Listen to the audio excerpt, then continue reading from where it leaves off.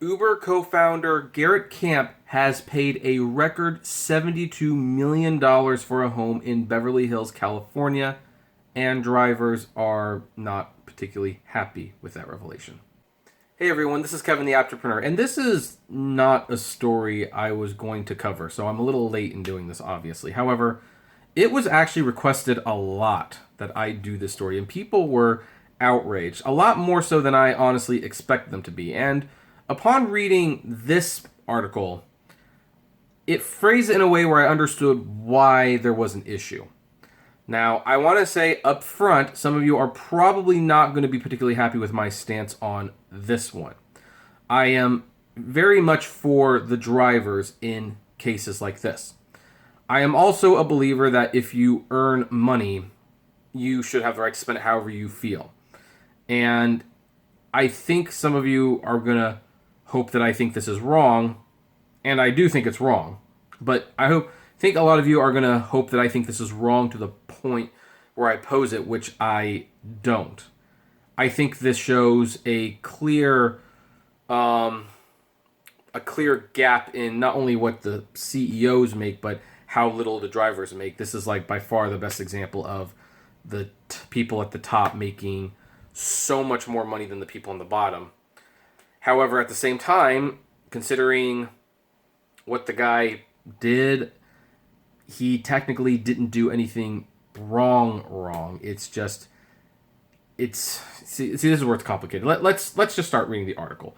And the headline says, as drivers live in their cars due to poverty wages, Uber co-founder buys record-breaking $72.5 million mansion with a quote, "This is the perfect example of the 1% stealing from the rest of us."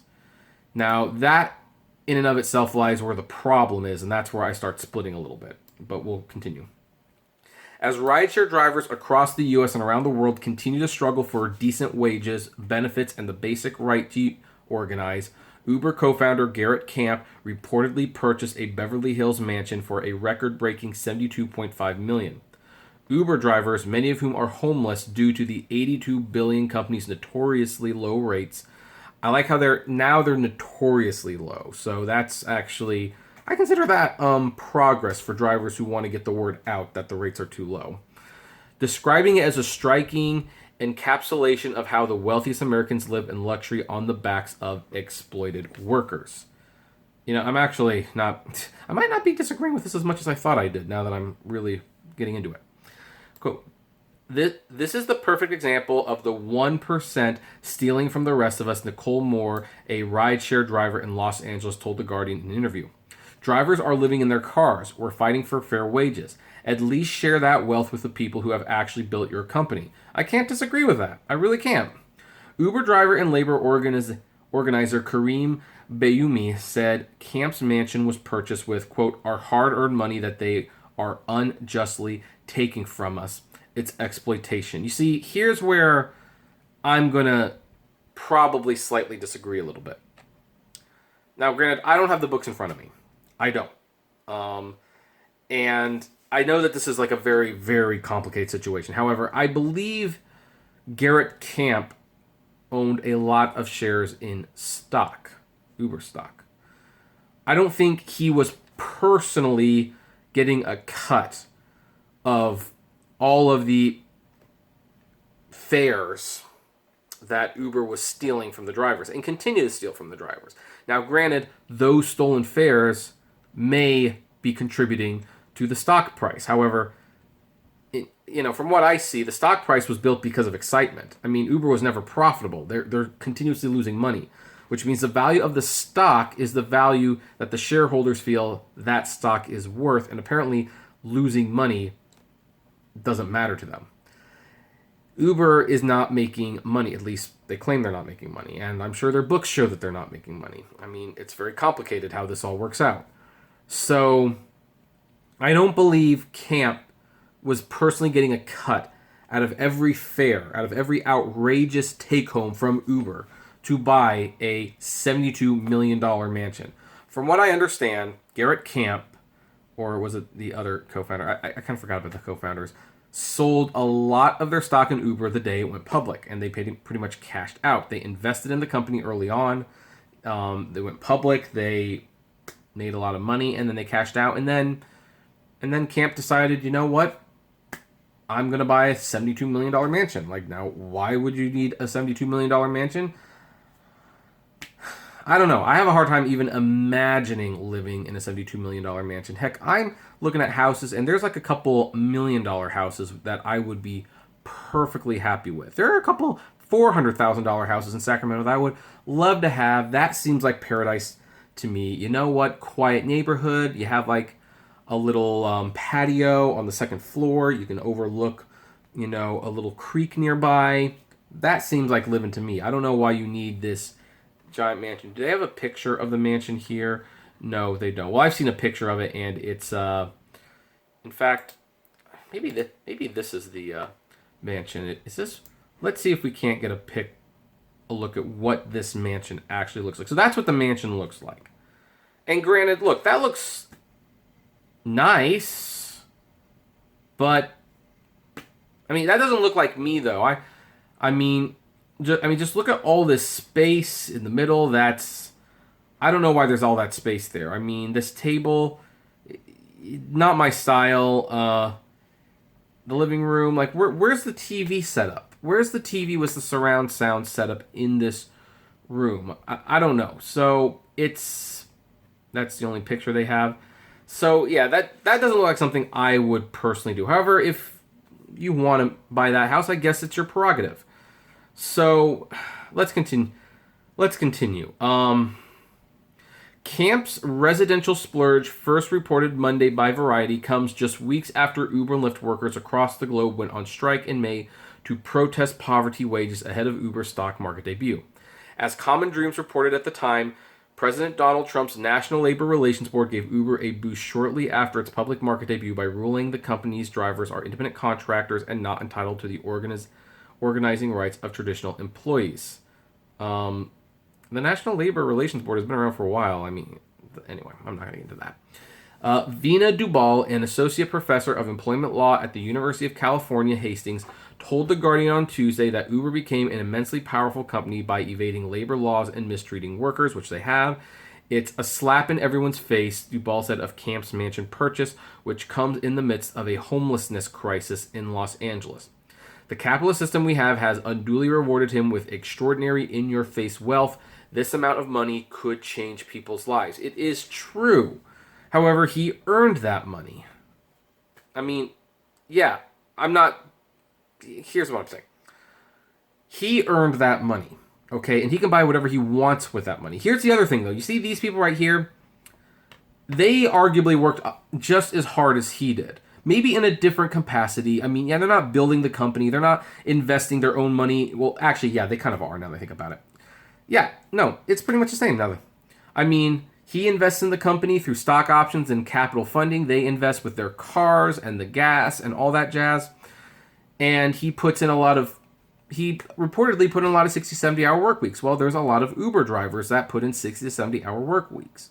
So here's where I do have the problem. I don't have the issue that he has a mansion. I don't even object that it's a $72 million mansion. I just don't. He earned that money. What is wrong, and why this story became such a big deal for a lot of people, is that these people, the ones who built this company, aren't even living in apartments. They're living in their cars. They're not getting paid to live anywhere, and he's getting to live in a mansion. That is what doesn't look good about this. I mean, because, and this is why these companies are going to be broken up. This is why all the tech companies are going to be broken up. Because, yeah, there is something wrong when, and just to get off Camp's case for a while, when like Bob Iger, the CEO of Disney, when he's making like $58 million every year, and his employees have been asking at Disneyland to make $15, $18 an hour, which he could easily pay them that and make $35 million a year.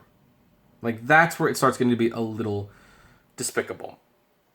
So this is where I get a little conflicted, because I believe Camp earned his money. I don't think you can make the claim he didn't earn that money. I mean, just the mere fact that he invested in Uber, and he invested a lot of money in Uber, a lot of personal money.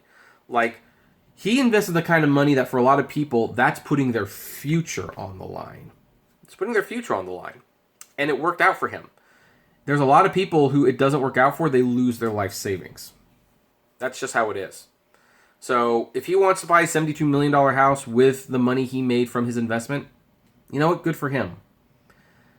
But it's not good that the drivers are sleeping in cars. It's not good that they're sleeping on the streets.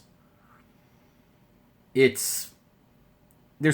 yes, it should be noted that even though Camp did not personally receive a cut of all the fares that we complain about on this channel, where Uber's taking 50, 60, 70% of the fare, even though he did not personally take a cut of it, the Uber Corporation is taking that cut. And where it gets really complicated, again, is that Uber on the books don't make money. So if they were taking less from the drivers, then on paper, the stock would have been worth less, and he might not be able to afford a $72 million mansion. So yeah, maybe in a roundabout way, the drivers bought him a mansion. And that isn't cool. Like, look, Kalanick, Camp, Karashahi, anyone out there, I don't begrudge you buying nice things. I don't begrudge you making money. I agree you have the right to make money. If you are the CEO, you have so much on your plate, you deserve a lot of money. However, part of your job, and one of the ways I believe you are worth that kind of money, is when you take care of your employees. When you take care of the people who work under you, then you know what? I have less of a problem with you making money. Now, Camp has not been a super active member of Uber for a while. He pretty much just cashed out. I have more problems with Karashahi making millions upon millions of dollars when he makes the call to cut the rates and continues to ignore the plight of the drivers. Like, that's... So, it's complicated. My opinions on this are mixed. They really are. Because I don't think it's necessarily terrible that he bought a mansion, but yeah, I guess as long as the drivers are sleeping in their cars and they're having more than 25% of their fare taken away, then it's not okay. If he has the money to have to buy a $72 million mansion, then $20 million of that should be going back to the drivers so that they can at least live in an apartment. That's my personal belief. So, like I said, it's complicated.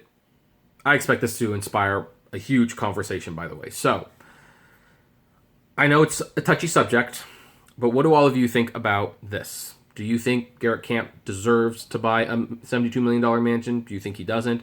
Do you believe he does deserve to buy a $72 million mansion, but because of the optics of what's going on right now with Uber, maybe he shouldn't have? Or what's your thoughts on that? I would love to know. So, comment below. Like, favorite, share, subscribe. If you enjoy my videos, consider becoming a Patreon member. It's totally optional, of course, but even as little as $1 a month goes a long way to helping the channel run smoothly, and it goes a long way to helping the channel grow, and you get access to my exclusive Patrons blog.